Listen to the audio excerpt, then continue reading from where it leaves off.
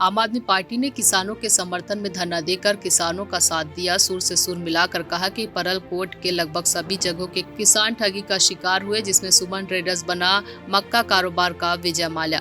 परलकोट के गुंडाहुर बांधे के व अन्य स्थानों से मक्का कारोबार फैलाकर बड़े रूप में काम किया, जिसमें सभी छोटे बड़े किसान इसकी चुंगल में फंसे। करोड़ों की लेन देन किया गया, जिसमें कई छोटे मुनीम भी रखा गया था। आलम यह है कि किसानों को कुछ दिन का बात बोलकर समय से पहले उसका भुगतान किया गया, जिसके चलते कई अन्य किसान मक्का उन्हें दे दिया गया। लेकिन देखते ही देखते करोड़ों की मक्का कारोबार हुआ। अब किसान को पैसा नहीं देने की बात सामने आ रही है, जिसके चलते किसान स्थानीय अधिकारियों को जानकारी दी। साथ ही साथ बीते दिन पखांजूर थाना के सामने सैकड़ों किसान धरना दिए गए। सभी अधिकारियों से बात करने पर सिर्फ आश्वासन दिया जा रहा, लेकिन किसान का मानना है कि ऐसा ही आश्वासन हमें कुछ दिनों पहले एक अन्य मामले में भी दिया गया था।